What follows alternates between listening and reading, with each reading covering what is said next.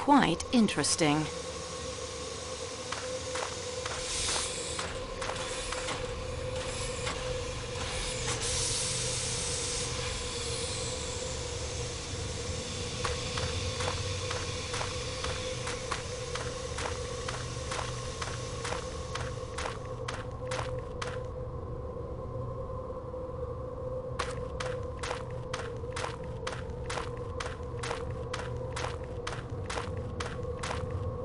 Bloody awful weather. The train better get moving soon. The passes west of here fill with snow pretty fast. Back in '29, there was a train trapped up there for a week. Ah, Colonel Arbuthnot, isn't it? And Mr. McQueen. That's right. Say, you're the company representative, aren't you? I heard there was one on the train. Is there anyone in the station?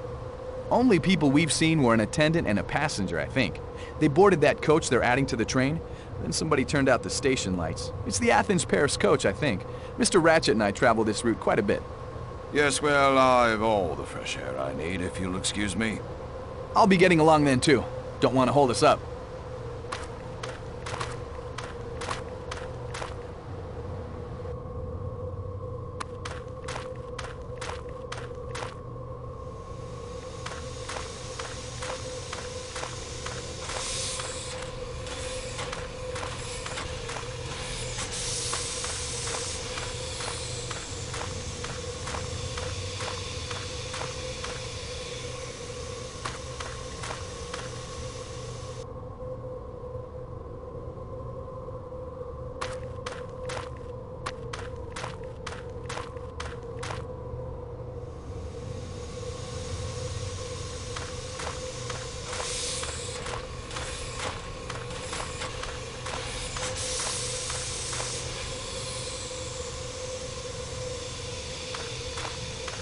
This is our company representative from Istanbul?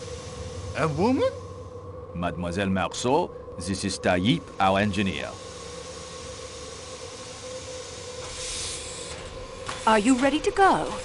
I have been ready. I am not the slow one here. It is the Serbs. Can we reach Broad in this weather? If any engine can get us through, it will be this 460. I suppose I'll have to take responsibility if we go on. Company representative? And a woman? No, this is my train, my decision. We go. I will talk to you later, I promise. What is the report from the station master? It is not good, I'm afraid. Heavy snow is forecast for the mountains. The passes between Vancouver and Broad will fill up quickly.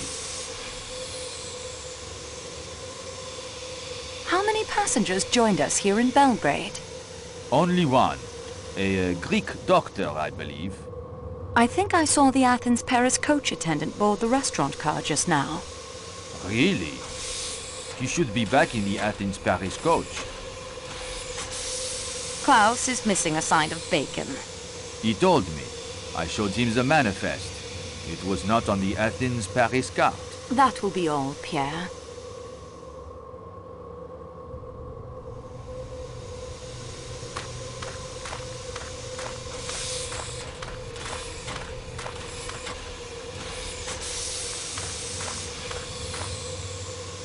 Serbian, I suppose. It would have to be Serbian.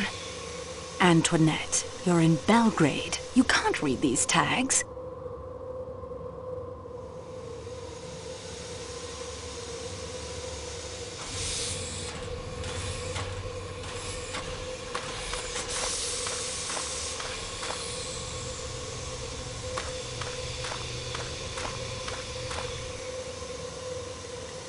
Do you speak Serbian?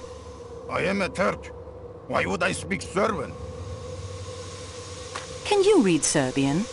A little. The manifests from Belgrade are in Serbian. Could you read some tags on the Prague luggage truck for me? Yes, of course.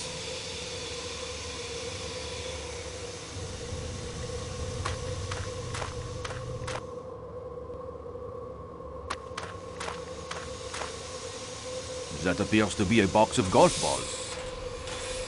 That is, I believe, toilet paper, mademoiselle. Slanina, we have found Klaus's beacon, Mademoiselle Marceau. Will you take it to him so we can get underway? At once.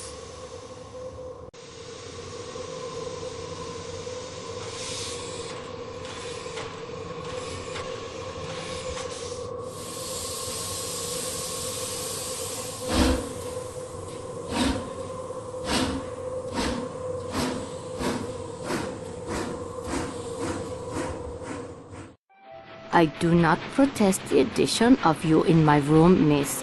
You have helped me, and I am glad of the company, and I am a Christian lady whose heart is filled with charity. Fine, that's settled then. But I have already been picking out the lower bunk for me, because I am afraid of the heights and the sudden stops of trains, and I would not like to return to the children broken. The upper bunk will do fine for me. I'll look forward to the adventure. And now, miss, excuse me, please. I will go to the WC, as you call it. I was educated in England, but I'm French. Oh?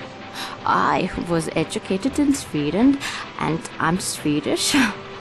You call it the toilet? Am I going to the toilet?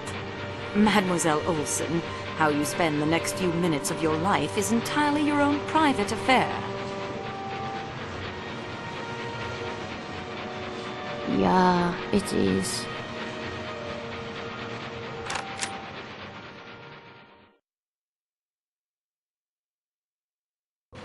One must look, one must listen at all times. If you were to listen at the door of any compartment, who knows what you may learn? I'm still not sure I agree in principle, but perhaps I'd best give it a go.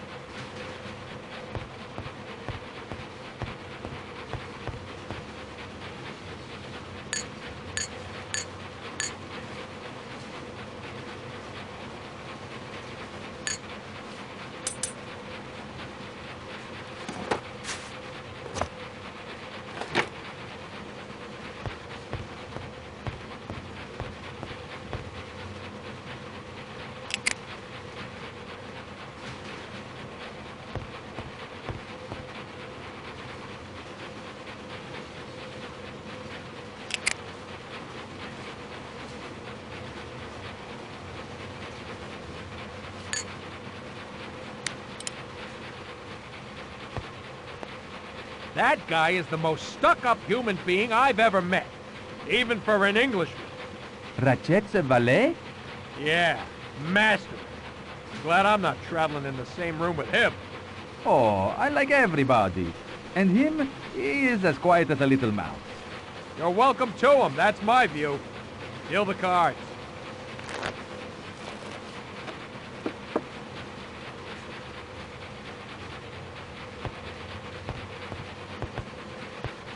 But look here, Colonel, your policy in India is obviously self-defeating. You can't keep it as a colony forever, you know. I don't see why not. You probably wouldn't have seen why not back in 1776, but America is free as a bird now.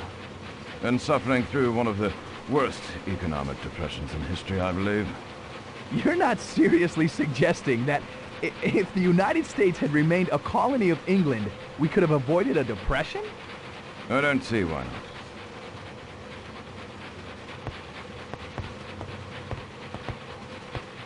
Not a sound.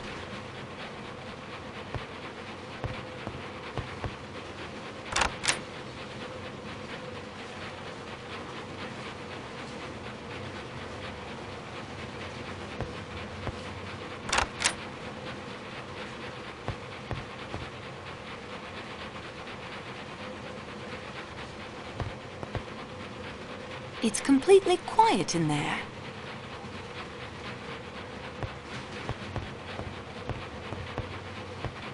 Whatever you're reading appears to distress you. It doesn't matter.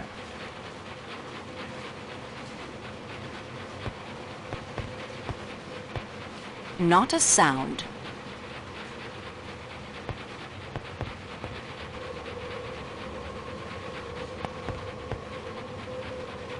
Oh, Rudolph, it is a nightmare.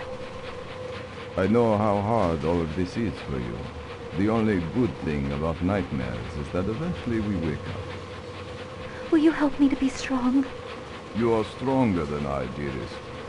You have been through so much more. My love, my love, my love.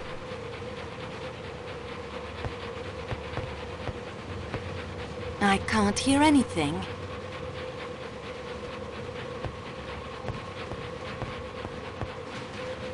Mr. Snagsby is dismayed to see, standing with an attentive face between himself and the lawyer at a little distance from the table, a person with a hat and a stick in his hand, who was not there when he himself came in and has not since entered by the door or by either of the windows.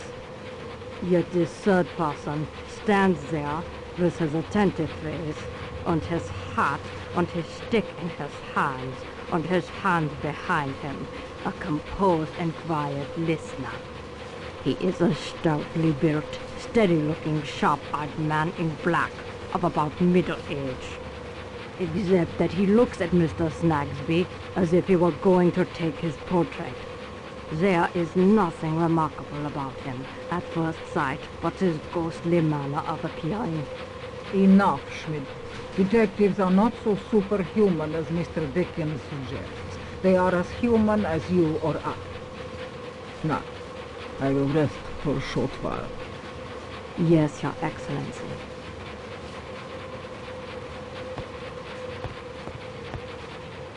Not a sound.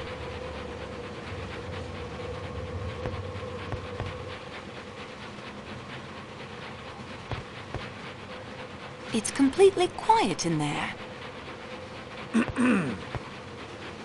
Mademoiselle, what are you doing?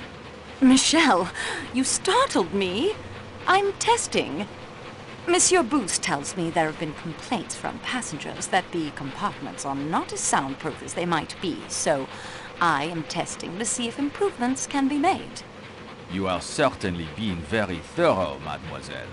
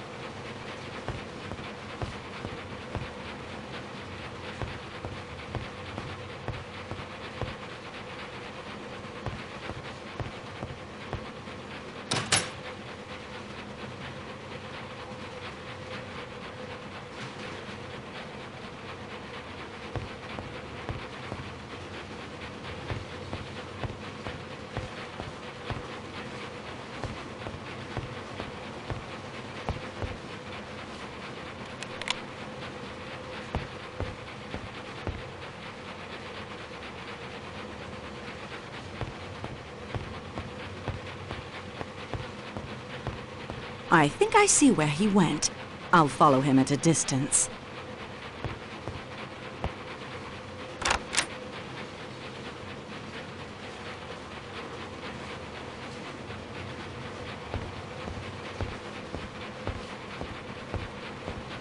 Were you following me, Mademoiselle Marceau?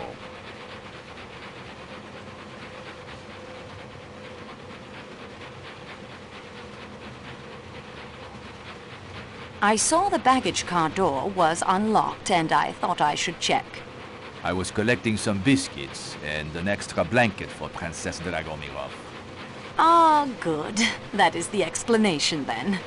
May I suggest you return to the Calais coach, mademoiselle? I'll lock up here. Yes, of course. Thank you.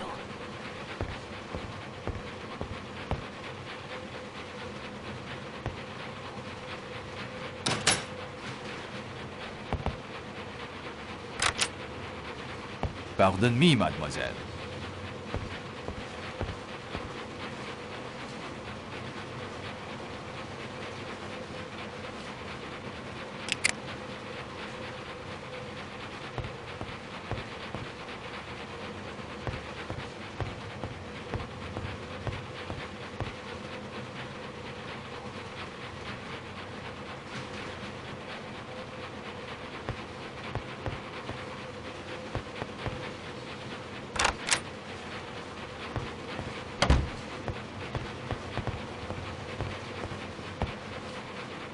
Hello, Greta. Where have you been? I am giving the headache powder to the American lady, Mrs. Hubbard.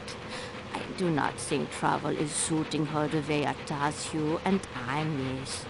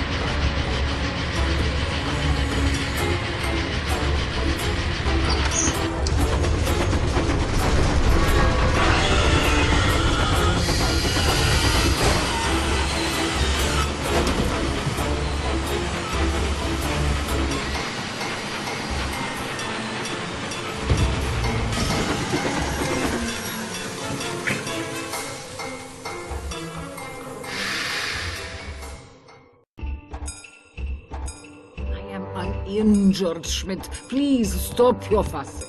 Everyone, please. The pass is blocked with snow. Nothing more. Nothing more, he says. Nothing more? I can tell you there will be plenty more when I get in touch with my attorneys. American trains don't slam on the brakes in the middle of the night. I expect they would if they were about to plow into a wall of snow. I am afraid we may be here for some time. But this has happened before. Happened before, has it? What kind of a way is this to run a railroad, I ask you? At least the worst is over.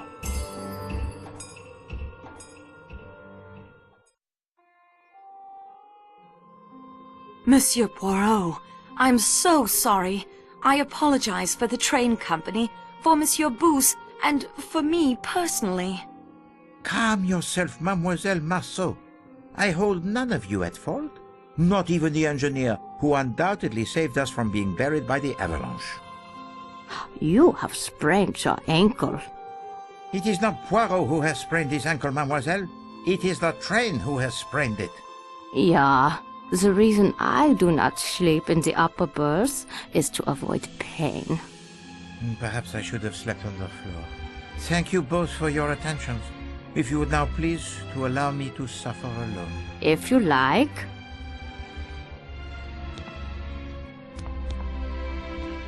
What can the children of her school be learning?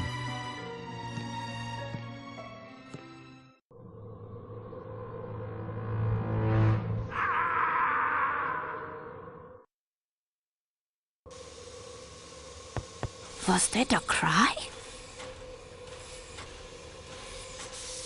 Yes, I think it was. First, the snow is trapping us. Then, the old Belgian man injures himself. Now what?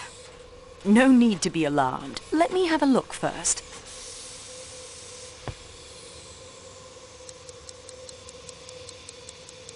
The clock says 12:37.